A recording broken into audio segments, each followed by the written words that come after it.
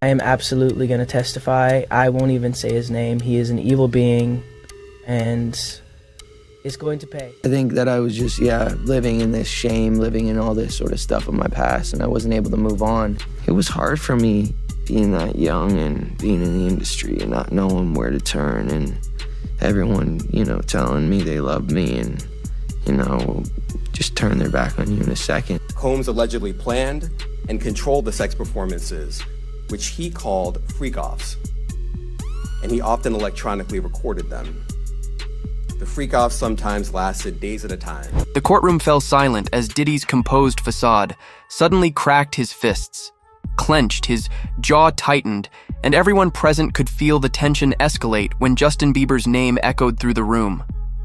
What you're about to witness is the exact moment when Diddy lost control during day 2 of the trial, right after learning that Justin Bieber had publicly declared his support for Cassie. The security had to step in, and what happened next shocked even the judge. Do you think the person that the you of then was on a path of self-destruction? Oh, for sure. Yeah, I would have, for sure, 100%, yeah. It would have been no bueno. It was bad. I don't know if I'd be alive, for sure. It was dark. So I'm very, very grateful to have influences in my life that have played a huge part in me seeing their relationship with Jesus and their relationship with their wives and their relationship with their kids and saying that's what I want. But I want to definitely tell my story so that if that resonates to anybody, that they can hopefully, but yeah, just protecting those moments, because people take for granted encounters and Wow! I feel violated right now. Wow. Lean into me again. You smell amazing. How old are you? Thank you. How old are you? I'm 16. I'll be 17 in like 2 weeks. I don't ever remember smelling that good at 16. Like that was bad. Yeah. Wow, look at your eyes. Look at what a beautiful... Bieber turned 15, and it suddenly seemed that Hollywood was keen to almost initiate him. I think that's the right word. Like there was almost like this initiation that he needed to go through. So I want you to be now super uncomfortable and watch this video of an interaction between him and none other than Diddy. Take a listen. Justin, you ever seen the movie For the Times of Their Lives? Like, where we hanging out and what we doing. We can't really disclose, but it's definitely a 15-year-old's dream. I have been given custody of him. He signed to Usher.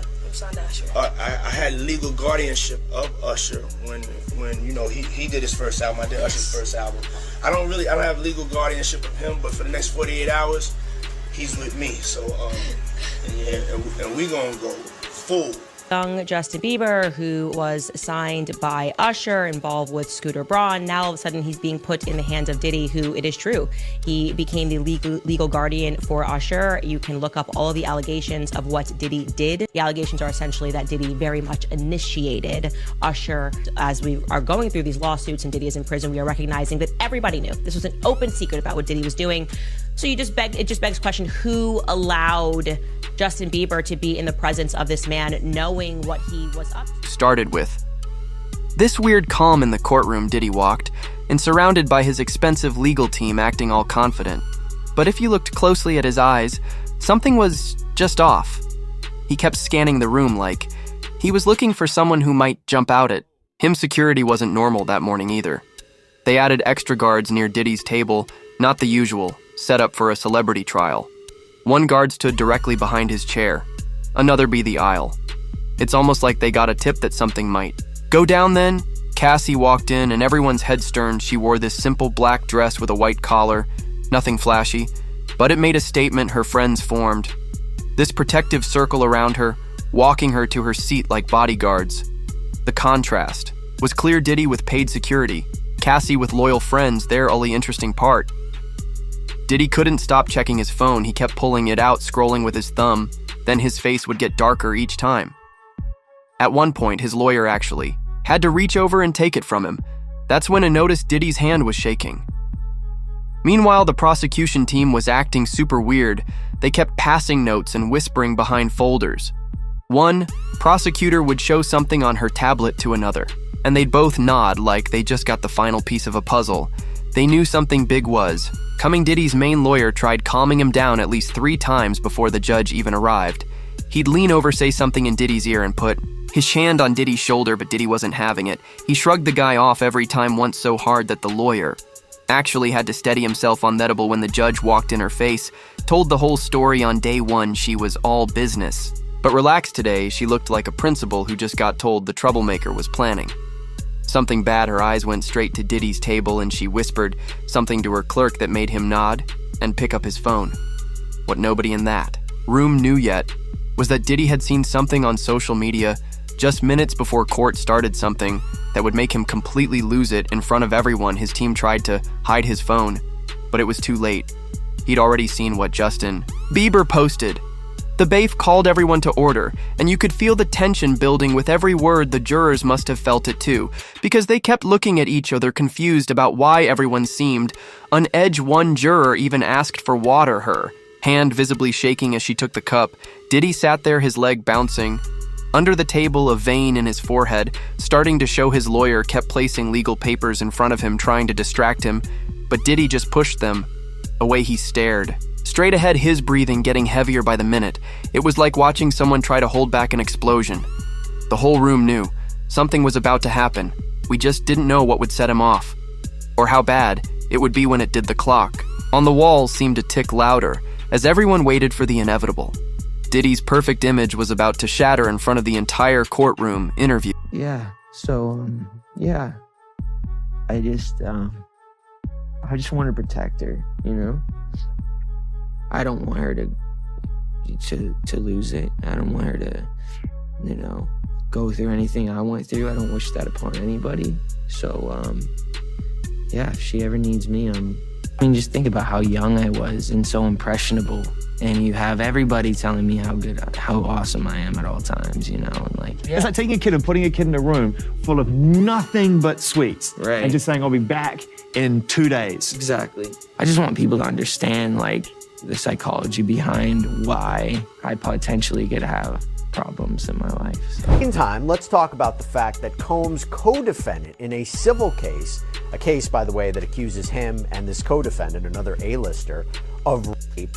This guy is once again slamming the attorney behind the case, insisting that he be sanctioned for allegedly not doing his job. We're talking, of course, about Sean Carter, better known as Jay-Z, once again calling out attorney Tony Busby, calling out his character, more specifically into question, claiming that the Texas attorney's filings have, quote, substantial. Now, we've talked about this before, but basically, a civil lawsuit was filed against Sean Combs on behalf of a Jane Doe who says that she was raped by Combs and another celebrity at a home after the Video Music Awards in 2000. Everyone focused on the Dramain court.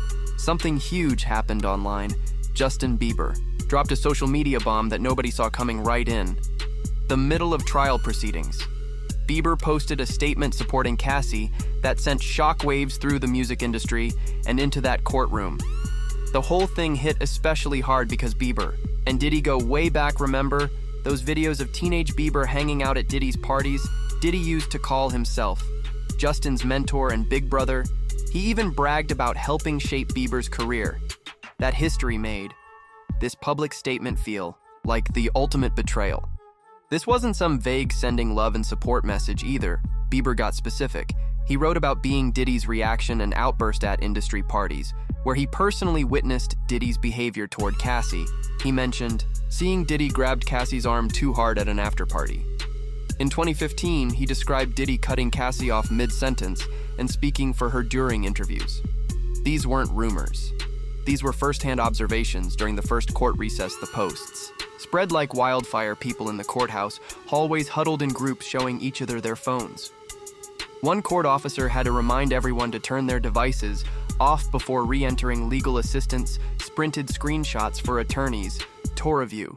Even some jurors looked confused by all the hallway whispers, clearly sensing something major had happened.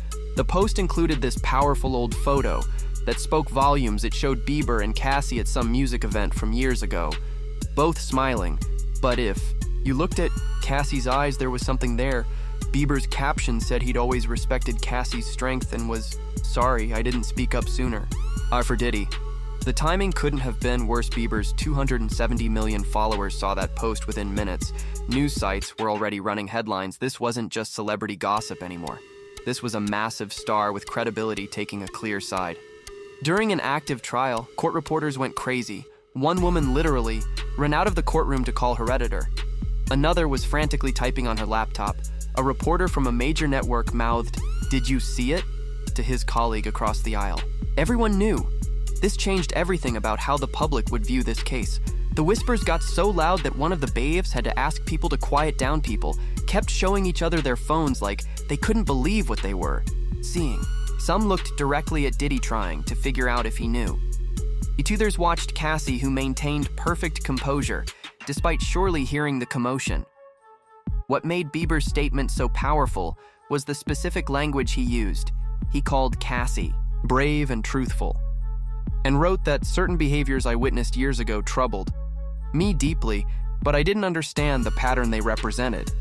He even mentioned being disappointed in myself for not recognizing the control dynamics that now seem so obvious. Diddy's attorney saw the post first, immediately tried damage control, physically blocking Diddy's view of another lawyer's phone, whispering urgently to remove all devices from Thedible, but someone had already showed Diddy the screen. His eyes locked onto it, widened, and in that moment, everyone close enough saw his face transform. It was already too Usher to a label that was owned jointly by both Scooter Braun and Usher, and he was considered Usher's protege. He has been described Usher as his mentor. Justin Bieber, is continuing the purge. He has now moved to his original mentor. So this is a very big story, and the reason why we should discuss this and we should not diminish what is happening, it's not celebrity drama. This is actually the fall of Babylon that we are witnessing, Hollywood Babylon, that is. He did an interview back in 2020 with Zane Lowe. I think this was on Apple Music. And he was speaking about another young artist that was coming up, Billie Eilish, and Eilish. And he was basically speaking about how he wanted to protect her because she was now another young person, a rising artist in the industry. And sort of out of nowhere, he became quite overcome with emotion. Take a listen. Yeah, I definitely feel protective of her. It was hard for me being that young and being in the industry and not knowing where to turn, and everyone, telling me they love me and, just turn their back on you in a second. So yeah, it's hard because I want her to know that, she can count on me, but at the end of the day, I'm never gonna force myself to be in a relationship with her. It has to be natural, right? So I just kind of, let her do her thing, and if she ever needs me, I'm gonna be here for her. But yeah, just protecting those moments because people take for granted. I'm not even kidding. Watching that clip makes me emotional because he is saying so much without really saying anything. Protect Billie Eilish from what? From who? I saw Bieber's post. His face changed like someone flipped a switch. First came this look of total shock. His eyes got wide, and his mouth actually hung open. Then his eyebrows pulled together as the betrayal hit him. But the scary part was watching that transform into rage. His nostrils flared, and his jaw clenched so tight you could practically hear his teeth grinding. A woman, sitting 3 rows back later, told reporters that Diddy's hands started shaking uncontrollably. He tried to grab some papers his lawyer handed him, but he couldn't even hold them steady. They slipped right through his fingers and scattered on the floor. That's when everyone started staring. The first real warning sign came when Diddy suddenly stood up. It wasn't a normal, I need to stretch stand up. It was abrupt and aggressive. The bailiff, who'd been watching him closely all morning, immediately took a step forward. You could tell this wasn't the bailiff's first rodeo with someone about to lose it in court. Then Diddy said something that people in the front rows could hear. Clearly, after everything I did for that kid, loyalty means nothing anymore than something about consequences that made his lawyer physically grab his arm and yank him back into his seat. The lawyer whispered something urgent in his ear, but Diddy just shook his head. His breathing got heavy and labored like he'd just run upstairs court sketches from. That moment are honestly disturbing. The artist captured Diddy's expression. perfectly, the bulging eyes, the clenched jaw veins showing in his neck. One sketch artist said she'd never drawn anyone looking so intense in her 12 years. Covering trials, the prosecutors weren't missing any of this. The lead prosecutor made this subtle hand signal to her assistant, who immediately got up and slipped out the side door. Later, we found out she was telling their team top prepare a specific witness earlier than planned. Someone who could speak directly to things Bieber had mentioned in his post the security guards in the room had. This silent conversation with just their... Yes, two of them shifted positions, moving closer to Diddy's table without making it obvious. One guard actually unclipped something on his belt. Not drawing a weapon, but making sure he could access it quickly if needed. Diddy's whole vibe changed completely. All through the first day and early that morning, he'd been Mr. Cool, sitting up straight occasionally, taking notes, nodding confidently. Now, he looked like a completely different person. He kept fidgeting, running his hand over his face, loosening his tie like it was choking him. Then came the moment that made everything worse. Diddy suddenly slammed his hand on the table, knocking over a water glass that shattered on the floor. As people jumped at the noise, he whispered something that the court reporter sitting nearby clearly heard. "I'll make sure he never works in this town again." Neither of them, his lawyer, actually had to wrap an arm around Diddy's shoulders to keep him in his seat. The judge wasn't having any of it. She banged her gavel and called for an immediate 15-minute recess, but that break only gave Diddy more time to stew in his anger as his legal team huddled around him, their faces showing pure panic. Those 15 minutes would prove to be exactly what Diddy didn't need time to get. Even more worked up before Cassie assumed after the recess. Something about Cassie had changed. She walked to the witness stand with her shoulders back and her head high instead of staring at the floor like she did on day one. She looked right at the jury members. She didn't try to avoid Diddy's eyes either. She just acted like he wasn't special enough to worry about. Her testimony started with evidence nobody had seen before. The prosecution showed text messages from Diddy to Cassie that made people in the courtroom gasp in one exchange from 2016. Diddy sent 17 messages in a row, demanding to know why she hadn't answered her phone. Another showed him asking for her exact location, down to which room she was in at a hotel. He need to know where you are. Every minute one message read, "That's the deal if you want to keep your career." The room got so quiet you could hear the ceiling fans when Cassie described how Diddy controlled who she could talk to in the industry. He had a list of male artists I wasn't allowed to speak with unless he was present, she testified. Justin Bieber was one of them. When I asked why, he told me not to question him. When I did anyway, he grabbed my arm in front of everyone at the afterparty and whispered that I'd regret it.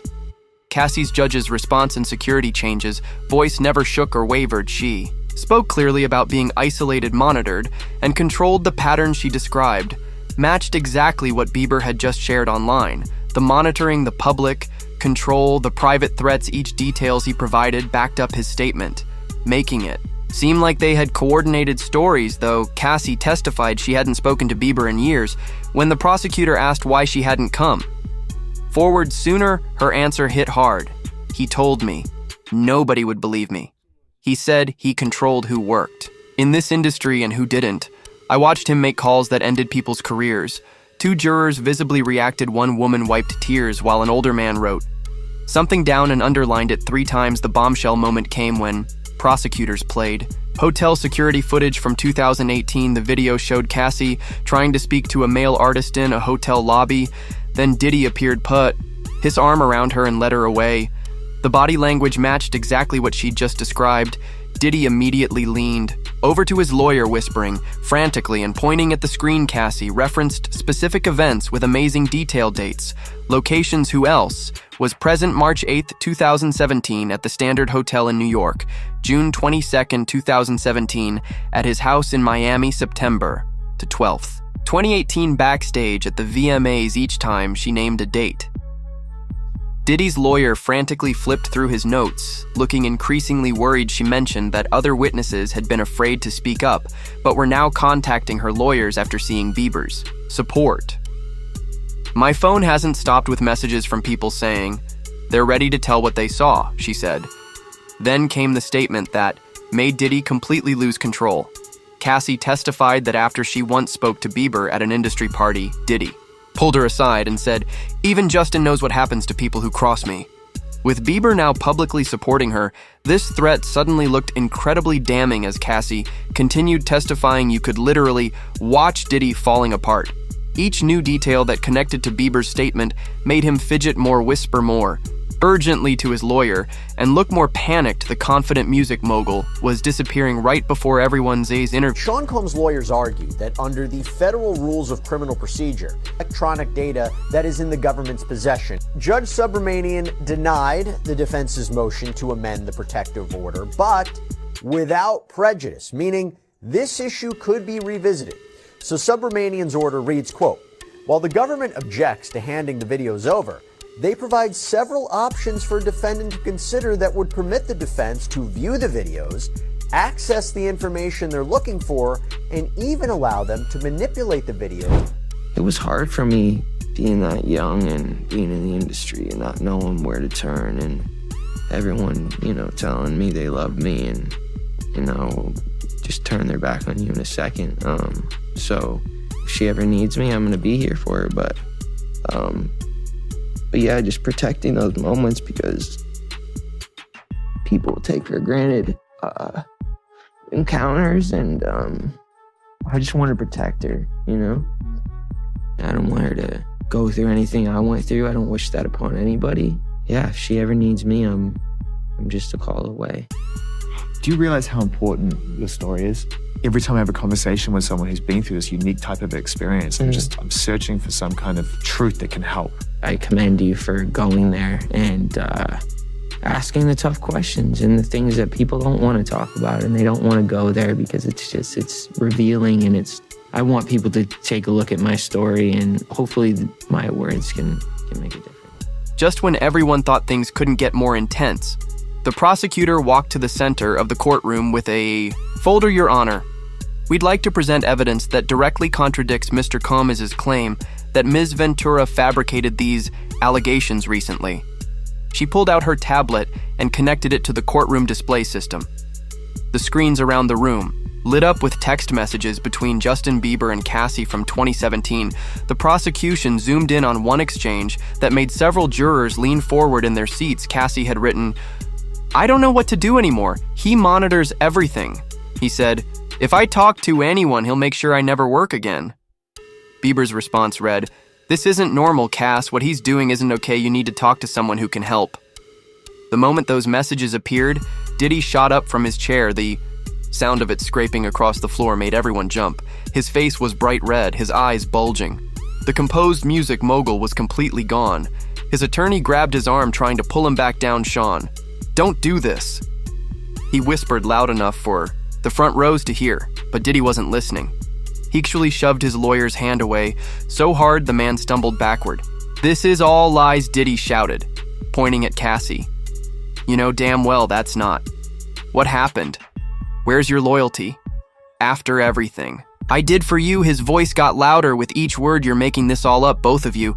The judge immediately banged her gavel 3 times. Mr. Combs, mess it down immediately, or I will have you removed. Her voice cut through the chaos like a knife, but Diddy wasn't stopping. 2 security officers moved toward the defense table fast, one positioned himself between Diddy and Cassie, while the other approached from behind. Court reporters typed frantically, capturing every word of this unplanned meltdown. The jury watched in total shock. One older woman in the back row actually covered her mouth with her hand. A younger man in the front row leaned away from Diddy, physically distancing himself from the outburst. Your Honor, we need access, Diddy's lawyer shouted, trying to regain control of the situation, but Diddy was already turning toward the evidence screen, pointing at the messages. Those are fake. They fabricated those messages. He was gesturing wildly now, his voice echoing off the walls. This is a setup. Justin never said that the evidence was devastating to Diddy's case. These messages from 5 years ago completely contradicted his claim that Cassie made up allegations to get money or fame. She had been confiding in Bieber about the exact same behavior patterns years. Before filing any lawsuit, the judge slammed her gavel again. Remove the jury immediately, she ordered the belief as the 12 men and women filed out. Most of them couldn't help staring at Diddy, who was still standing and shouting. The security guards moved in, one on each side of him. Sir, you need to calm down now, one said firmly, placing a hand on Diddy's shoulder for a moment. It looked like Diddy might actually shove the officer too. Instead, he finally fell silent, breathing hard as the reality of what just happened seemed to hit him. The damage was done. The controlled image Diddy had maintained for decades had shattered in front of everyone, and as the security officers stood guard at his sides, the world got to see a very different side of the music mogul, one that made Cassie's allegations suddenly seem far more credible. With the jury safely out of the room, Judge Marlowe didn't hold back. She stood up behind the bench, pointed directly at Diddy, and delivered the smackdown of the century. Mr. Combs, this is a court of law, not a recording studio. You do not control what happens here. Her voice cut through the room like a knife. One more outburst like that and I will hold you in contempt. You'll spend the remainder of this trial in a cell, making appearances only when necessary. She wasn't done. The judge ordered a psychiatric evaluation to be completed before the next day's proceedings. Then she imposed new security protocols. 2 officers would remain within arm's reach of Diddy at all times. His lawyers couldn't even speak to him without an officer present. His phone privileges were completely revoked. Diddy's legal team huddled in the corner of the courtroom like a football team down by 40 points. The head attorney kept shaking his head while another one made frantic calls. A third lawyer was desperately writing notes, occasionally looking up at Diddy with a face that screamed, "We're in trouble." Their body language told the whole story. They knew their case had just taken a massive hit. When the jury came back, and their reactions were impossible to miss, a middle-aged woman in the front row physically shifted her chair slightly away from the defense table. An older man who had been taking detailed notes now sat with his arms crossed, pen untouched. Most telling was juror number 8, a young professional who had smiled in Diddy on day 1, but now wouldn't even look in his direction. Meanwhile, the prosecution team maintained perfect poker faces, but you could tell they were pleased. The lead prosecutor organized her papers calmly, occasionally glancing at Diddy with what looked like satisfaction. Her assistant even had to hide a small smile behind her hand. A tone point. Security didn't mess around.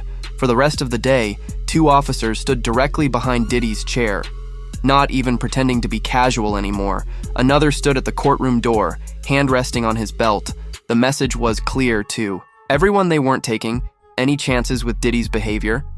Legal experts sitting in the gallery couldn't contain themselves. A former federal prosecutor whispered to the person next to him, "He just lost right there."